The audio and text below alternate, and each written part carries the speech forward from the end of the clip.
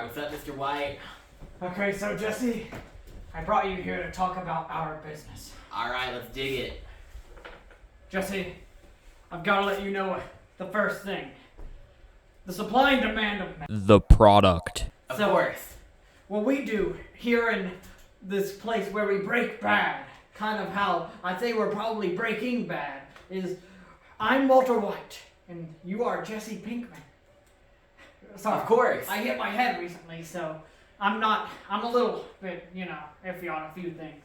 And so, Jesse, what I would like to let you know is that the way our business works is we make ultra pure Product.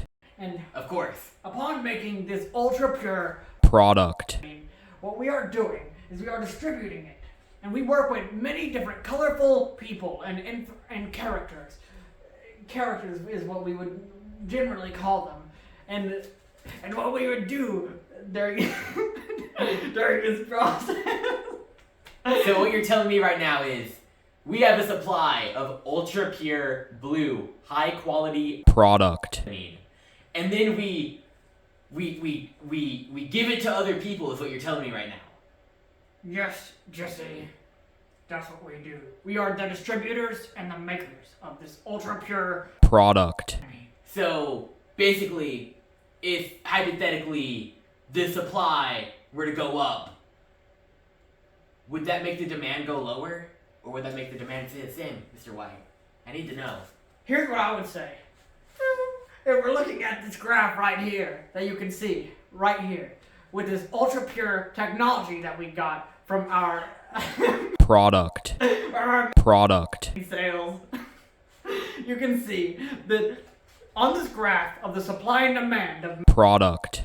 the price level being on the y-axis and the quantity of Product. x-axis, we can take a look and see that as the quantity demanded of Product. increases, the price level increases of Product. because when meth is demanded more, people are more willing to pay a high price for it.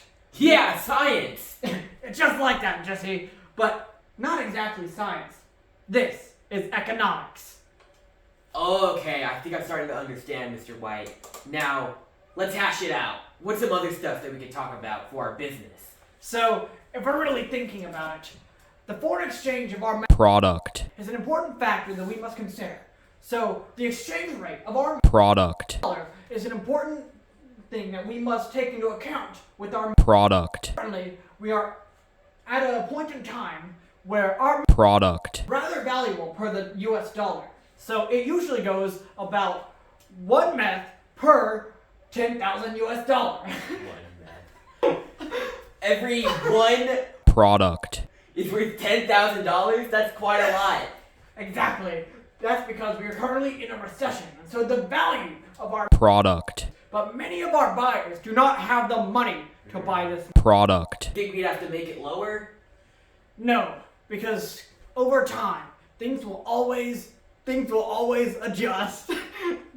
And the economy will always work out.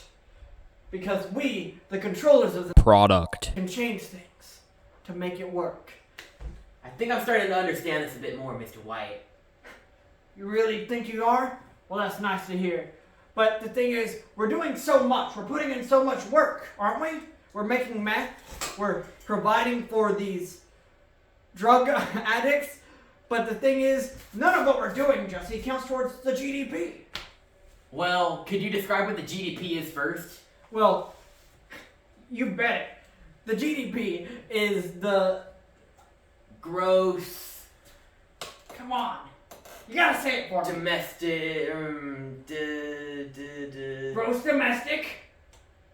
product. Product. You did it, Jesse. The gross domestic product is not something that takes into account underground purchases and sales. Because we make up the underground economy here in Albuquerque, New Mexico. And so, what we're doing is not even counted towards the GDP, despite all the money that we are making. So none of the income that we create is going towards systems in the federal government, is essentially what you're saying. None of it is. Kind of like how I'm really glad that most of our money is not helping to supply my brother, Hank Schrader, who's trying to catch us in our Product. activities, in our drug dealing stuff. Well, we don't want that, Mr. White. That would be really bad. So, but here's what we need to consider. We killed Gustavo Fring. And so now, our wages are in the long run. Before we killed Gustavo Fring, our wages were sticky. I wasn't getting paid more, and neither were you, Jesse. Can't you vouch for that? You pay me, Mr. White, not Gustavo Fring. And that's how it is now, because guess what? We murdered Gustavo Fring. We blew him up. We blew that guy up.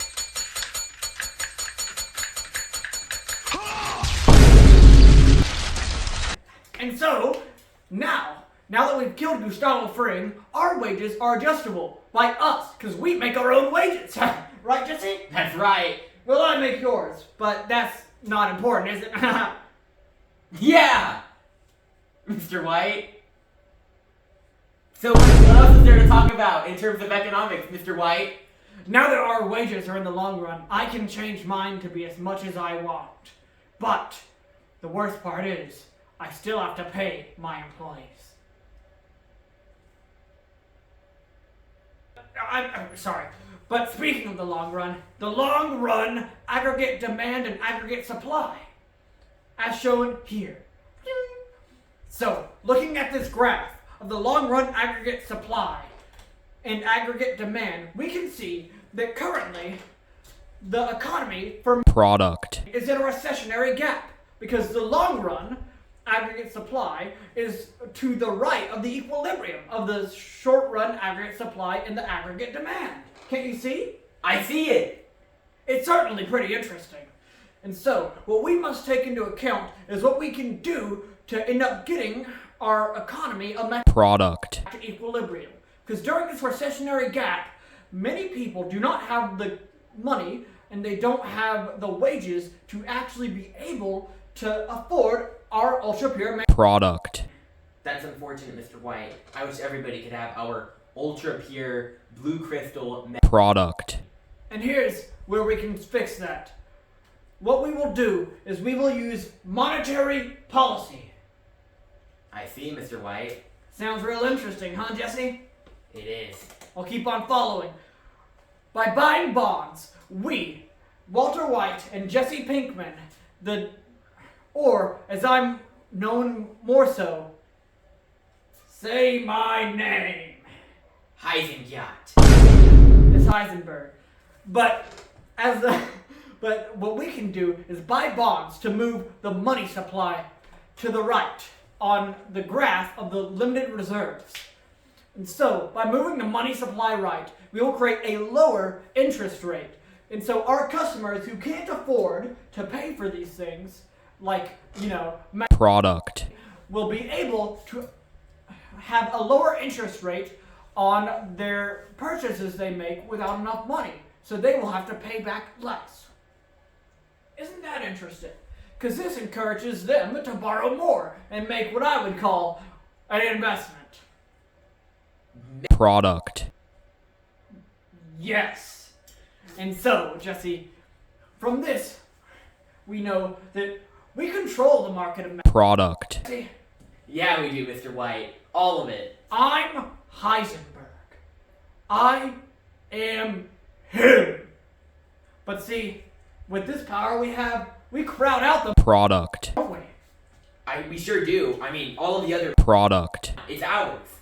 It's We all make it. ours. We control every distributor. We just control everything here in Albuquerque, New Mexico, when it concerns. Product. So other dealers are much worse off because of us. And guess what? That's how it should be. Because we are the ones investing and we are the ones spending the majority of this money. All these other dealers have less to get. Don't you find that interesting, Jesse? That's wild, Mr. White. It really is. But the thing is, while we may control, Product. we also control people's lives. Sorry, Jesse. I took some cough syrup earlier today. But if we're looking here at the PPC, My PP goes harder when I see you, Mr. White. What? Jesse? PPC, I see PP. Jesse, that is very inappropriate. I'm very sorry for Jesse. He's a drug addict, you know, so I do not condone his behavior. But here with the PPC, the product's possibilities curve, we are able to consider the opportunity cost of creating guns and product, so the more guns we make, the less product, we can make. And the more product, we make, the less guns we can make. And so this makes it to where if we make a lot of product, we can afford to kill as many individuals. But if we kill a lot of individuals, we can't really make as much. product. Isn't that interesting, Jesse? I think it all starts to make sense to me now, Mr. White. This was a really great experience for both you, me, and the viewers at home. Thank you all. Yes. Oh my god, he's hitting Stuff.